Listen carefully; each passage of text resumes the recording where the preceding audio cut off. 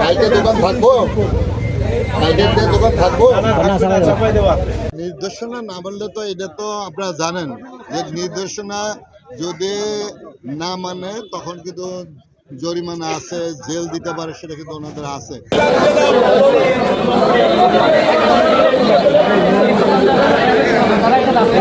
বর্তমান সরকার একটা গণতান্ত্রিক সরকার এবং মাননীয় প্রধানমন্ত্রী জনাব তারেক রহমান স্পষ্ট বলছেন যে আমরা পরিষ্কার একটা রাষ্ট্র দেখতে চাই, আমরা পরিচ্ছন্ন রাষ্ট্র দেখতে চাই, আমরা দুর্নীতিমুক্ত একটা দেশ দেখতে চাই, আমরা জনগণের স্বার্থে জনগণের জন্য আমাদের যা যা করার তাই আমরা করব।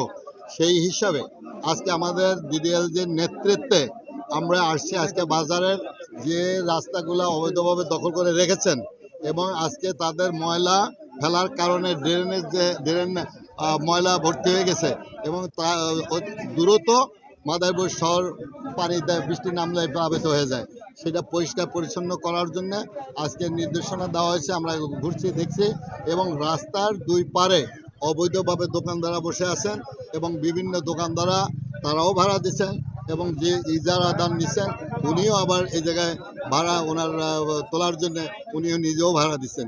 আমরা সেটা পরিষ্কার করেছি। আমাদের ডিডিএলজি সাহেব বলছেন, আমিও বলছি, আমাদের প্রত্যেকেই একই কথা বলছি যে আগামী কালকের আবার এই অভিযানটা কিন্তু চলমান।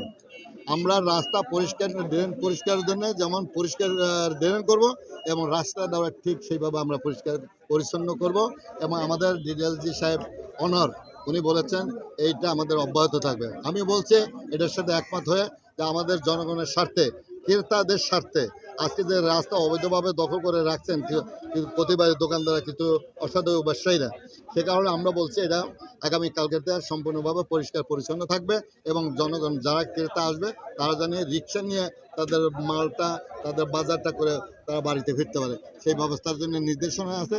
আর এই অভিযানটা অব্যাহত থাকবে। সকলকে ধন্যবাদ।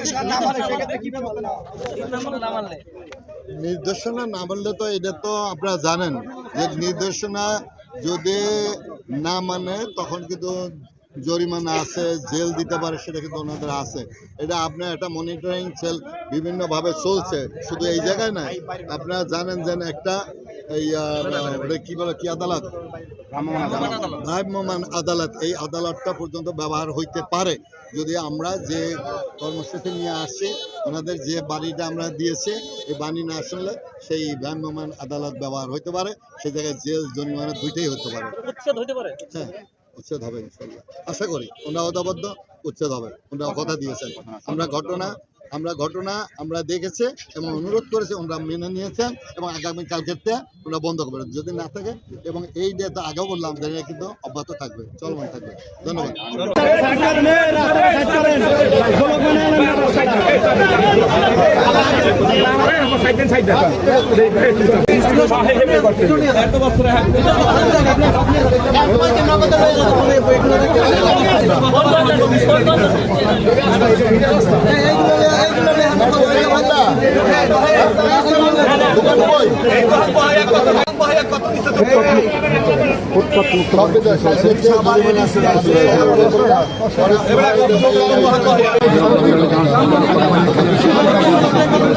পৌরসভায় লোক নিয়ে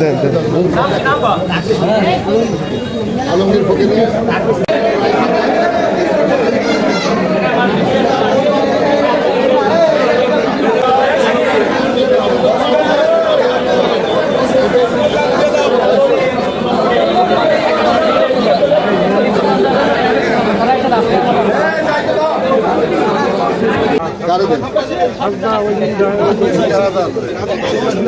আমার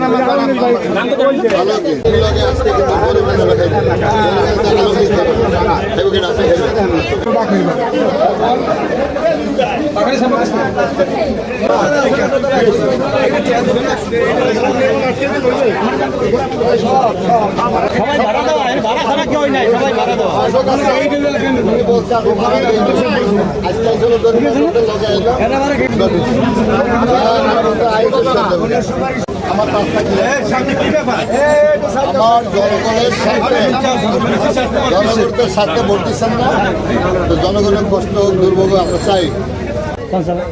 কালকে দোকান থাকবো, কালকে দোকান থাকবো।